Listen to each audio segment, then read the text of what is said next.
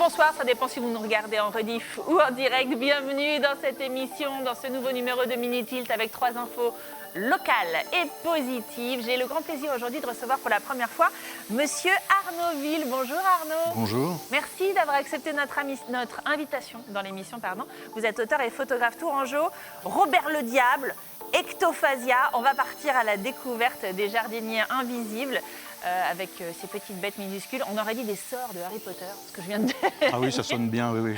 C'est ça, c'est votre livre, hein, Les Jardiniers Invisibles. On va le découvrir dans quelques instants. À côté de vous, c'est Alké. Bonjour. Bonjour. Also known as Jules Jacquet. L'anglais était bon. Oui, l'anglais était bon, mais pas le français. Auteur, compositeur, interprète qu'on a déjà reçu pour différents projets dans cette émission et qui se lance aujourd'hui avec Alké, donc ce projet personnel. Pour la première fois, l'EP Éclos vient de sortir et c'est une énorme invitation au chill. On va vous le faire écouter tout à l'heure. Et Mathieu Guillard complète ce plateau. Bonjour Mathieu. Coucou. Comment tu vas? Eh ben bien, comme d'habitude. Mathieu, notre historien. Attention, aujourd'hui, on va parler que d'histoire, on va parler de maçonnerie. Effectivement, on va parler de maçonnerie.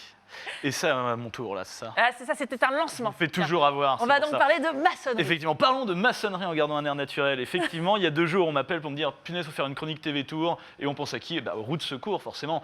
Sauf que j'étais là, j'avais pas d'inspiration, j'étais au pied du mur. Et quitte à être au pied du mur, je me suis dit Eureka, Milou. Et oui, parce que je suis un peu le sosie de Tintin, mais qui a volé les lunettes du professeur Tournesol. C'est comme ça, je me suis dit Eureka, on va parler du mur, justement. Et on va parler un petit peu des murailles de Tours. Ouais. Alors, je ne vais pas vous parler des murailles gallo-romaines qu'on avait, puisque j'ai déjà parlé dans 2 chroniques. Oh. On va parler des murailles qu'il y avait à peu près au XVIe siècle. XVIe siècle, avec la photo qui arrive, on va remettre dans le contexte. Ces murailles, elles ont déjà au moins 200 ans, on ne va pas se mentir, elles ont été créées au niveau du XIVe siècle, pendant la guerre de 100 ans, parce qu'on avait peur, des Anglais, qui font toujours peur d'ailleurs, et également des routiers. Alors les routiers, ce n'est pas des gens avec marqué sur leur charrette Gilou ou Didier, non, c'est des gens en fait qui après une débandade, c'est-à-dire après une défaite, les soldats se rassemblent dans la campagne, ils n'ont pas d'argent, ils servent chez les gens, à coups d'épée. Ah ouais. Ouais, donc du coup, on a fait des murs assez vite. On va créer une dizaine de grandes portes fortifiées et on va faire 4,5 km de murailles pour se protéger des routiers et des Anglais. Et du coup, qu'est-ce qu'on va faire? Eh bien, si vous voulez retrouver ces murailles, c'est tout simple. Vous prenez un plan de tour et vous regardez les places, en fait. Vous avez le pont Mirabeau, vous avez à peu près la place de la Victoire, vous faites comme ça. Ouais. Et là, vous prenez place des Halles, place de la Victoire, et vous faites un petit tour comme ça, en passant par la rue de la Sellerie, et ça va vous faire une digue. Parce que oui, il y avait des murailles, mais il y avait aussi une rivière. Il y a 2 rivières qui passent à Tours, la Fuie et la Dolve. La Fuie, c'est une rivière. Comme la rue de la Fuie, Moi, j'habitais rue de la exactement. Fuie, je savais même pas. Et bien justement, avec le temps, au XVIIe siècle, ce qui va se passer sur la 2e petite image, normalement, on va avoir des murailles de Vauban. Magnifique, la régie, merci beaucoup. Alors, je voudrais plutôt l'autre. C'est pas la bonne. Ah si, on va bien Mais dans la muraille. l'ordre. Non, c'est bon, j'ai rien dit, excusez-moi. Ah non, c'est C'est mes lunettes, elles ne sont pas essuyées. Et donc, du coup, vous avez la muraille Vauban qu'on peut voir un petit peu sur les côtés. Donc, muraille avec des grands murs en triangle qui permettent de faire ricocher les boulets de canon. Et si on regarde bien, on peut voir également sur cette muraille qui est en bas, eh bien, des petits arbres. Parce que oui, on plante déjà des arbres en ce temps-là. Et, je ne vais pas vous mentir, c'est les emplacements du boulevard Béranger et du boulevard Heurteloup. Et ces murailles et ces arbres, ils ne servent pas à rien. Surtout les arbres, en fait, ils servent à se protéger des boulets de canon. Ça permet de se protéger un petit peu, ça tamponne. Et si vous êtes assiégé, vous avez du bois pour créer des bâtiments pour vous protéger. Pratique. Ça sert à ça. Avec le temps, on va faire une nouvelle ouverture, puisque Tours n'est plus orienté vers la Loire, mais vers le sud, avec la voie ferrée. Et donc, du coup, on va ouvrir sur la rue nationale un grand boulevard avec ce qui va être la mairie et le palais de justice. Tours devient moderne avec le quartier des Portes de Fer. Je trouve ça classe parce que ça fait en plus Game of Thrones un petit peu comme, ouais, t'as raison. comme mon quartier. Mais avec le temps, on va développer la gare et ceci sera une autre histoire. Effectivement, on voit sur la dernière image le percement qui va être fait. Et Heurteloup et Béranger, allez, je finis là-dessus, vont faire des grands boulevards haussmanniens qui vont devenir les boulevards qu'on a aujourd'hui. Et on va garder les ormes et les platanes. Ça s'appelle la rue du Mail parce qu'on y jouait au maillet et pas au football ou à la pétanque, qui n'existait pas encore à l'époque. J'en peux plus, moi, j'ai appris trop de choses encore une fois. Ouais, c'est en 3 minutes, c'est condensé, on Mais prend oui, mais des c'est connaissances, on en fait génial. un smoothie comme ça, et hop, on le sert. Mais Tac. c'était pas du tout une chronique maçonnerie, c'était une chronique urbanisme. Eh bah en fait. oui, On a mais de appris toute plein façon, trucs. les Oui, murailles, c'est c'est un petit peu les premières pierres qui délimitent la ville. Mais t'as raison. Merci Mathieu. Si vous Mais de aussi, rien. vous voulez apprendre des trucs, vous pouvez louer votre Mathieu. Hein. Vous pouvez l'avoir chez vous. C'est les contes du C'est Val-de-Loire. ça. Bon là, on est Point com. confiné, voilà, vous pouvez pas me louer à chaque fois, mais bon. Non mais pour de vrai, les guides conférenciers ils vous baladent dans les rues de Tours lorsqu'on a le droit, bien entendu, dès que les mesures sanitaires seront un peu allégées. Ouais. Allez-y, louez votre Mathieu sur les comptes du valdeloire.com ou sur Facebook, bien sûr. Allez, je vous le disais en intro tout à l'heure, Robert le Diable, Ectophasia, menthe, gastéropodes, ce pas des sorts de Harry Potter, hein, ce sont des insectes. Venez, on vous emmène à la découverte de ces jardiniers invisibles capturés en photo et en joli texte par notre invité Arnaud Ville, auteur et donc photographe tourangeau. Qu'est-ce que je suis contente de vous découvrir, Arnaud, et de découvrir votre travail. Merci. Et vous avez toute votre place ici, je ne comprends même pas qu'on ne l'ait pas déjà reçu. Jardinier invisible, quel joli titre et qui dit tant de choses finalement en si peu de mots. Comment vous l'avez pensé ce livre? C'est de rendre hommage à toutes ces petites vies qui se promènent dans nos jardins, qui sont à la manœuvre sans qu'on les voie, mais qui sont là, à condition évidemment de ne pas avoir trop traité avec de l'agrochimie ou des Ni pesticides. traité, ni trop tondu, Voilà, ni tout voilà. dézingué, ni trop modifié Voilà, le sol et nos voilà. environnements en fait. Et donc, quand c'est à peu près préservé, il y a tout un tas de bataillons de petits insectes qui sont à la manœuvre et qui aident le jardinier. C'est ça, les petits jardiniers invisibles. Alors moi j'adore parce que en parcourant votre livre, on découvre vos magnifiques photos. Regardez cette jolie j'arrive même pas. Mantispa syriaca. Ça y est, Voilà. j'ai réussi. En fait, ce sont des insectes qui à la base, je ne sais pas pourquoi on en a peur autant depuis qu'on est petit. Et c'est parce qu'on ne les connaît pas. On a C'est parce peur, qu'on- c'est un peu voilà, dégoûtant, voilà. alors Non, pas du qu'ils tout. sont magnifiques. Je trouve aussi, oui. C'est réalisé sans trucage, hein, il n'y a pas de... C'est tout à fait... ils sont réellement comme ça et je m'émerveille à chaque fois derrière l'objectif. Même des insectes que je connais déjà, en les refotographiant, je me re-esbaudis en les contemplant. Ils sont magnifiques. Et il y a une préface aussi, j'ai envie de la signaler, dans votre livre, co-signée avec vous, du génial Xavier Mathias, qui est une référence aussi hein, sur l'univers du vivant, notamment avec ses légumes oubliés. Il travaille énormément sur les potagers. Vous pouvez l'entendre sur France Inter ou sur des radios ou des télés comme ça pour parler de la nature. Ces petites bêtes, elles ne sont pas bêtes du tout d'ailleurs. Vous les avez capturées avec votre objectif au plus près. Comment vous travaillez? On avait l'impression de regarder un safari quand on voit vos photos. Oui, c'est ça, c'est un safari. À la belle saison surtout, donc de mars avec les temps qui changent, c'est de plus en plus tôt, mais je suis disponible dans les jardins ou dans les endroits à peu près préservés et je regarde ce qui se passe. Il ne faut pas avoir de plan préconçu, il faut être disponible, c'est du vrai instantané. Donc on ne sait jamais vraiment ce sur quoi on va tomber, mais en faisant attention, on s'aperçoit qu'il se passe vraiment beaucoup de choses et on a plutôt l'embarras du choix. Oui. Et après, il faut approcher lentement.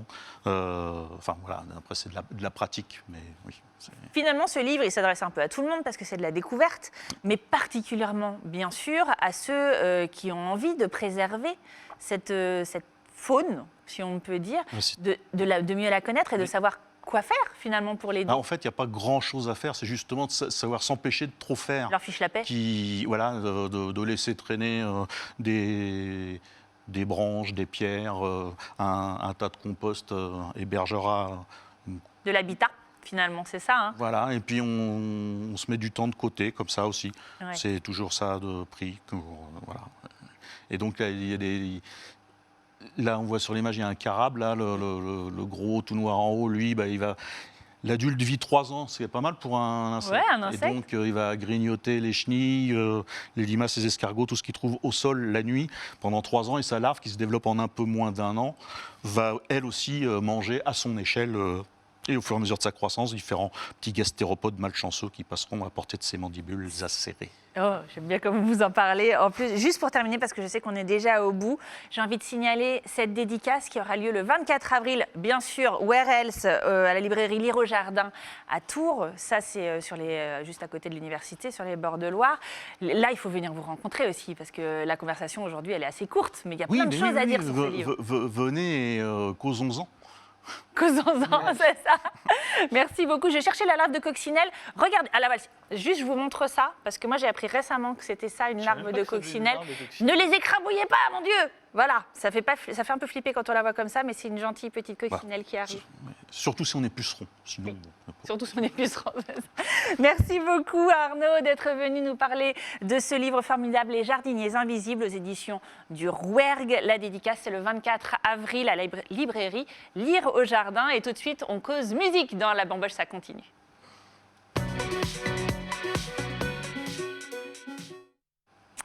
Et vous êtes de ces gars, mon cher Jules, que je disais tout à l'heure, qui sont toujours dans les bons coups. Je pense à Philémon, à Marine Flèche. Souvent, quand on trouve un nouveau projet musical tourangeau, joli, eh ben, c'est ce que je disais, on soulève la nappe, on regarde en dessous de la table, et il y a qui? Jules Jacquet, planqué en embuscade. Et là, ça y est, c'est le projet solo qui a été construit. Ça s'appelle Alké. Ouais. Comment vous l'avez pensé, ce projet, mon cher Jules? En fait, moi, je fais de la musique tout seul depuis vraiment très longtemps. Là, c'est juste le moment où je décide de pleinement la rendre publique, la publier. Mais en fait, j'ai découvert que je pouvais faire de la musique avec des ordinateurs quand j'étais fin collège, un truc comme ça. Et donc, j'ai plongé complètement dedans. Et depuis, en fait, je fais ça dans la vie, quoi qu'il arrive. Et il y a un moment où je me suis dit quand même, il va falloir essayer de le montrer aux autres. Quoi, ouais. C'est ça. Tout de suite, on vous fait découvrir Alké. Regardez. I swear I'm gonna listen to it. I swear I'm gonna listen to it. I have enough space now. I threw it all. I guess I'm ready now. I can feel it. Un petit extrait de ce premier EP. Vous le savez, les EP, c'est ces disques en format court. Ça s'appelle Éclos. Moi, j'ai parlé tout à l'heure d'une énorme invitation au chill. Mais comment vous l'avez pensé, cette EP? Cet EP, il réunit des morceaux qui ont fleuri au cours des 10 dernières années. Donc, c'était un vrai long processus. Ouais. En fait, au début, j'avais en tête un truc beaucoup plus gros. C'est vraiment passé par plein de chemins.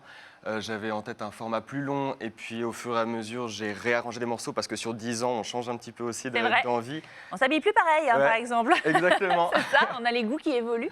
Et il y a des trucs qui m'allaient plus, des trucs que j'ai changés. Il y a eu des pertes de fichiers avec des ordinateurs qui lâchent. Enfin, bon, Ah, il mon s'est Dieu. passé plein de trucs. Est-ce le destin? Ouais. C'est possible. Et oui, puisque ça a abouti à ce format-là, donc je suis super content maintenant. Et voilà.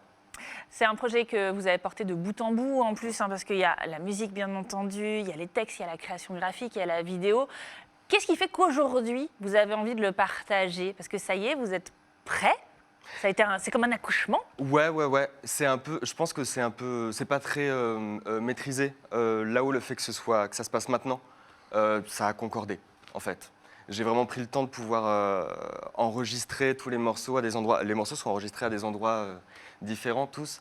J'ai enregistré chez mes parents, j'ai enregistré chez mes grands-parents, j'ai enregistré dans une petite maison au bord du lac du Salagou. Oui, je l'ai vu dans sur le votre sud. Facebook.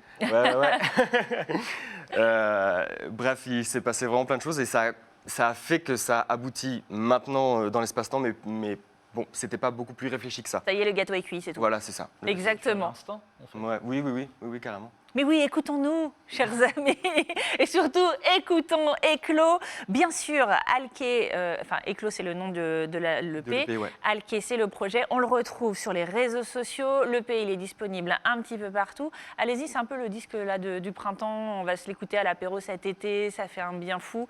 Longue vie à Alké alors. Merci, On se revoit en live bientôt, j'espère. grave. Allez, le rendez-vous est pris. C'est la fin de notre émission. Merci à tous les trois d'avoir été avec nous. Merci particulièrement à Arnaud qu'on recevait pour la première fois aujourd'hui. Et je ramasse mes vieilles fiches, mais non, c'est le livre que je veux, Les Jardiniers Invisibles, aux éditions du Rouergue. On se retrouve à la librairie Lire au Jardin le 24 avril pour la dédicace. Merci à toi, Mathieu. Mais de rien. Les Contes du Val-de-Loire, c'est toujours la même adresse sur les réseaux sociaux. Bah oui, Et puis on se dit à la prochaine. Exactement. Et merci à vous de nous avoir suivis. On se retrouve lundi avec Samuel dans ce fauteuil pour un nouveau numéro de Mini Tilt. Excellent week-end sur TV Tour Val de Loire.